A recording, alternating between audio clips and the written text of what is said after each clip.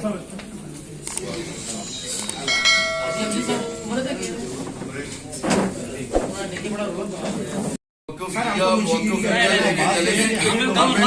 तो रात फिर अपनों के पास जाना है, सुबह उठना है तो फिर 100 बंदे को। अच्छा खान साहब ये काइंडली बता दे अगर हम नापसंदीदा हुए, पब्लिक ओपिनियन सामने लाते हुए मीडिया को डंडा दिया एक मिनट खान साहब ये जिन लोगों ने मीडिया के साथ जो कुछ किया है या जो कुछ करते हैं या जो कुछ कहते हैं उनके बारे में तो आप बोलते नहीं यार। अच्छा खान साहब ये बता दें, अच्छा ये बता दें, आप कह रहे हैं कि ये सिस्टम बहुत अच्छा चल रहा है, आम आदमी को कोई तकलीफ नहीं है, पार्लिमानी निज़ाम से अवाम तंग है। कल भी सदारती निज़ाम की जो है हवाले से रैली रावलपिंडी में निकाली गई, बड़ी तादाद में लोग जो है वो सदारती निज़ाम का नारा लेकर जो है वो शाहराहों पर निकल रहे हैं। क्या कहेंगे कि क्या आम आदमी बड़ा उनका भाई, मैं तो पहले भी कहता आ रहा हूँ कि मियां साहब आएंगे सीधे जेल जाएंगे। एक सजा याफ्ता शख्स जिसे सुप्रीम कोर्ट ऑफ पाकिस्तान के लार्जर बेंच ने 7 साल कैद पर मुशक्कत सुनाई, उसका इस्तेमाल होगा। ये कैसा मुल्क है, ये कैसा मुआशरा के एक क्रिमिनल का, एक चोर का, एक डाकू का, एक बददियानत का, एक बद किरदार का इस्तेमाल होगा, एक एब्सकॉन्डर का इस्तेमाल होगा। भाई एब्सकॉन्डर है, आएगा तो सीधा जेल जाएगा, आए उसे आना चाहिए। वो जेली मेडिकल लीगल लेके मेडिकल रिपोर्ट लेके 4 हफ्तों की कमिटमेंट करके वलैत गया। अब 4 हफ्ते तो क्या कई महीने गुजर चुके हैं। अब तो बरतानवी हुकूमत भी उसे पनाह देने के लिए तैयार है। अब हुकूमत ने भी ये फैसला किया है कि हाई कोर्ट को रुजू किया जाए, उससे वापस लाया जाए और वापस ला के उससे जेल की उसी चक्की में बंद किया जाए जहां से निकाल के उसे बाहर भेजा गया। तो वो ठीक ठाक है, अटा कट्टा है। तो ये सारी चीजें कहने के लिए कि ये सारी चीजें मुल्क में एक बेयकीनी की कैफियत पैदा करती है और बेयकीनी मुआशरों के लिए, मुल्कों के लिए ज़हर कातिल साबित होती है। तो बेयकीनी की फजा से निकालने के लिए ये जो हक़ाइक़ हैं मुझे ये आपके सामने रखने थे कि मियाँ साहब सजा याफ्ता है, मियाँ साहब के साथ डील करने के लिए तैयार हैं। मियाँ साहब को आना चाहिए, जरूर आना चाहिए। इस मुल्क के साथ जो कुछ उन्होंने किया है उन्हें आना भी चाहिए और जेल जाना भी चाहिए, क्योंकि सुप्रीम कोर्ट ऑफ पाकिस्तान ने उन्हें 7 साल कैद व मुशक्कत दी है।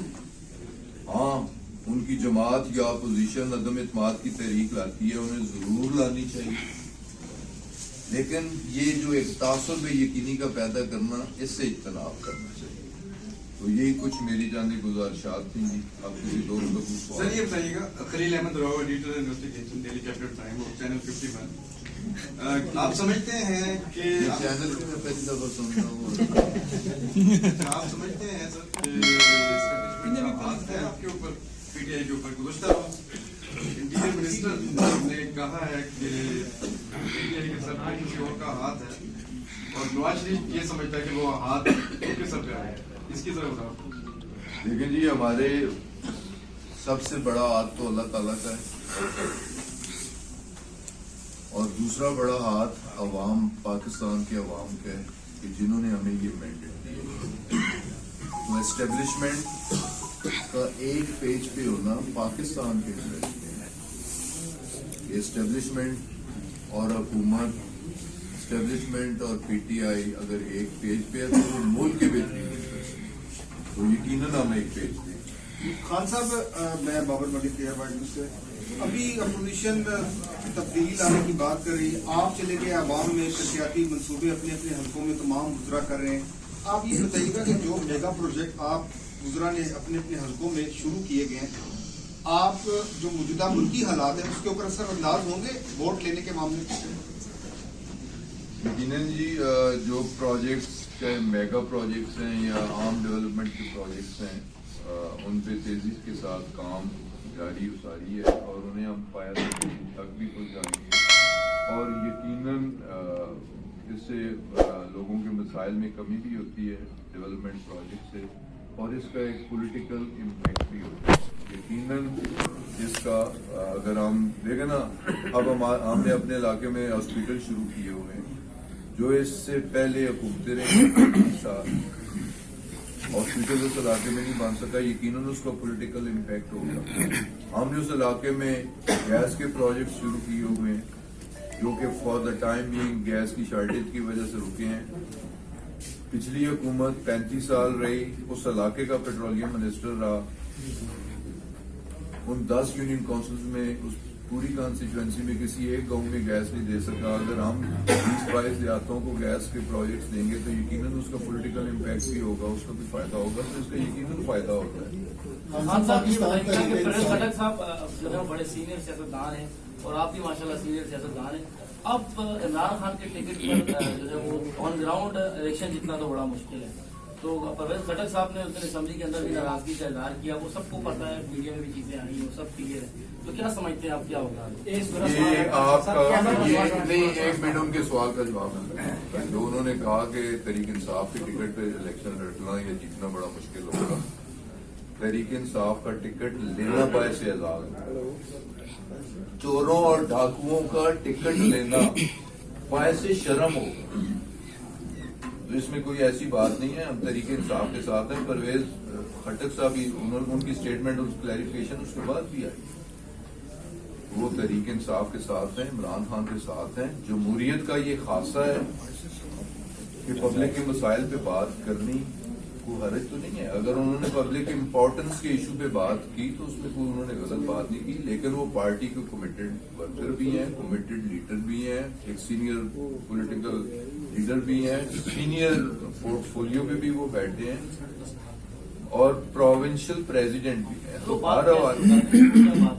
کوئی بات نہیں کہ انہوں نے, لیکن یہ ایم این ایس کا کنسرن تھا کہ جو آن گوئنگ پروجیکٹس ہیں, گیس کے پروجیکٹس ہیں, انہیں مکمل ہونا چاہیے. میں بھی ایک ایم این اے, میرا بھی یہ کنسرن ہے, لیکن اس کی ایک وجہ بھی ہے کہ گیس کی شارٹیج ہے. گیس کی شارٹیج ہے, جو ہمارے اپنی ایکسپلوریشن ہے وہ ڈپلیٹ کر رہی ہے, اس میں کمی ہو رہی ہے. جو باہر سے گیس ہم امپورٹ کرتے ہیں وہ گیس مہنگی پڑ رہی ہے. اسے مکس کرنے کے لیے ہمیں لیجسلیشن کرنے کی ضرورت تھی, جو کہ لیجسلیشن ہم نے کل یا پرسوں کی ہے. تو اس کے لیے فار دا ٹائم بھی کام روکے گئے تھے, لیکن یہ فیصلہ اصولی ہو گیا کہ جتنے آن گوئنگ پروجیکٹس ہیں جن کے کام کا آغاز ہو چکا ہے یا جن کی اپروول ہو چکی ہے, وہ آن گوئنگ پروجیکٹس مکمل ہوں گے, اور جن کی اپروول ہوئی ہے وہ ان پہ بھی کام.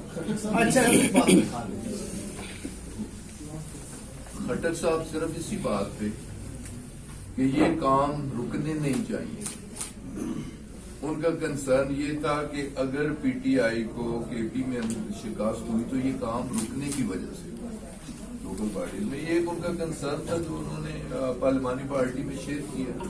اچھا خان صاحب, آپ نے کہا نواز شریف جو جعلی رپورٹس پہ باہر گیا, یاسمین راشد آپ کے منسٹر ہیں, سیکٹری آپ کے, کراس چیک آپ کے لوگوں نے کیا ان رپورٹس کو, کیا کمیشن کے انڈر استعفیٰ دلوا کے یاسمین راشد کو پیش کروائیں گے کہ نواز شریف جعلی رپورٹس پہ کیسے بات کریں گے؟ اگر میں منسٹر ہوں تو مجھے کیا پتا ہے کہ آپ میڈیکل رپورٹ لے کے آ جاتے ہیں. ڈاکٹر ہے نہیں, میڈیکل رپورٹ صحیح ہے یا غلط, ڈاکٹر اگر غلط لکھ دیتا ہے, ایک بندے کو ایک تکلیف نہیں ہے, ڈاکٹر لکھ دیتا ہے کہ اسے بلڈ پریشر ہے, اسے شوگر ہے, ڈاکٹر اگر لکھ دیتا ہے تو ایز اے لے مین اگر میں کیبنٹ میں بھی بیٹھا ہوں تو مجھے ڈاکٹر کے لکھے پہ یقین کرنا پڑے گا. لیکن جو ڈاکٹر کو کچھ دے کے لکھواتا ہے مجرم تو وہ ہے, برا شخص تو وہ ہے. اس میڈیکل بورڈ کے خلاف میڈیکل بورڈ, لیکن اب اس میڈیکل بورڈ پہ بات ہوئی ہے کہ ایک 2 رکنی یا 4 رکنی ایک ٹیم بنائی گئی ہے, اسے ری ایگزامن کرے گی. ابھی وہ اس چیز کی انکوائری ہوگی کہ کس طریقے سے ایک مینوپولیٹڈ رپورٹ دی گئی, اور اس مینوپولیٹڈ رپورٹ پہ وہ اس کا سہارا لے کے وہ بیرونی ممالک میں گئے. خان صاحب, میرا بھی سوال تھا اصل یہ ہے جی کہ آپ کہتے ہیں کہ ہم پہ اللہ پاک کا رحمان کا مینڈیٹ ہے آپ کے پاس, لیکن مینڈیٹ ہونے کے باوجود یہ فرمائیں کہ منی بجٹ میں غریب کی سائڈ کو مدد نظر دیا, مہنگائی کا تناسب بہت زیادہ ہے, اس کے علاوہ جس طرح آپ فرما رہے ہیں کہ خٹک صاحب کا کنسرن ہے کہ ترقیاتی کام ہوتے کمپلیٹ جائے رکنے کی وجہ سے میں مثال پیش ہے. اس ٹائم بھی کہا جا رہا ہے کہ روزانہ کی بنیاد کی جو ریٹ چینج ہو رہا ہے تو آپ کے ترقیاتی کام بھی بہت متاثر ہو رہے ہیں. کتنے کام ہیں جو متاثر ہوئے ہیں رک رہے ہیں اس مہنگائی کی وجہ سے, کیونکہ روزانہ جو انفلیشن نہیں آ رہی ہے تو ظاہر ہے ٹھیکیدار کو تو اس میں پھر اپنا منافع نہیں ملتا یا اس کو اس پر کام کرنے سے فائدہ نہیں ہوتا. تو یہ جو رکاوٹیں ہیں دیکھیں جی, جہاں تک مہنگائی کی بات ہے اس سے تو انکار نہیں کیا جا سکتا کہ مہنگائی نہیں ہے, مہنگائی ہے. مہنگائی کیوں ہے اس کی بین الاقوامی وجوہات اور بڑی واضح وجوہات بھی موجود ہیں, جس پہ کئی بار میں بھی بہت کچھ کہہ چکا ہوں اور بہت سارے لوگ بھی بہت کچھ کہہ چکے ہیں. لیکن جہاں تک آپ کے سوال کا تعلق ہے کہ ترقیاتی پروجیکٹس پہ یہ مہنگائی یا یہ بجٹ اثر انداز ہوگا, تو وہ میں کہنا چاہ رہا ہوں کہ کم از کم اے ڈی پی جو پروونشل لیول پہ اے ڈی پی بنی ہے اس پہ بھی کام زور و شور سے جاری و ساری ہے. جو فیڈرل گورنمنٹ کا پی ڈی ہے, پی ایس ڈی پی ہے, اس پہ بھی کام جاری ہے. کسی ترقیاتی پروجیکٹ پہ کوئی کٹ نہیں لگ رہا, کوئی اس کی رقومات میں کمی نہیں کی جا رہی, اور جن پروجیکٹس کو شروع کیا گیا ہے ان پروجیکٹس کو پایہ تکمیل تک پہنچایا جائے.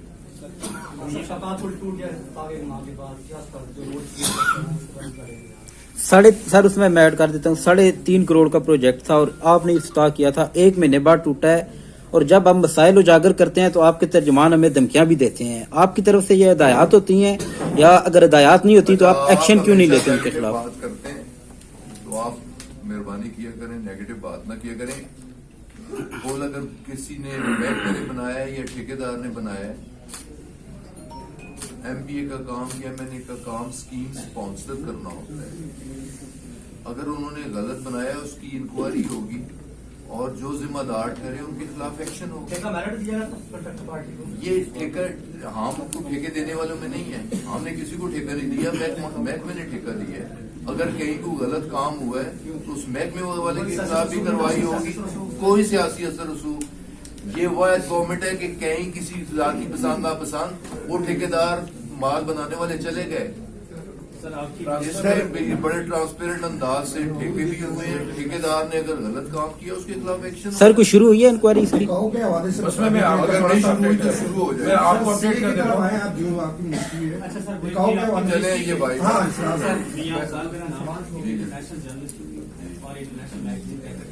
آپ کی یونیورسٹی سے ایک سوال ہے. موسم اس وقت انگڑائی پہ دے رہا ہے, انٹرنیشنل لیولز کے اوپر ہمارے جو ایئرپورٹس ہیں آپ کی اس وقت جورسڈکشن کے اندر ہے. ہر دفعہ بارش کی وجہ سے ایئرپورٹس کے اوپر بہت سارے پرابلمز ہوتے ہیں. ہمارے نیشنل انٹرنیشنل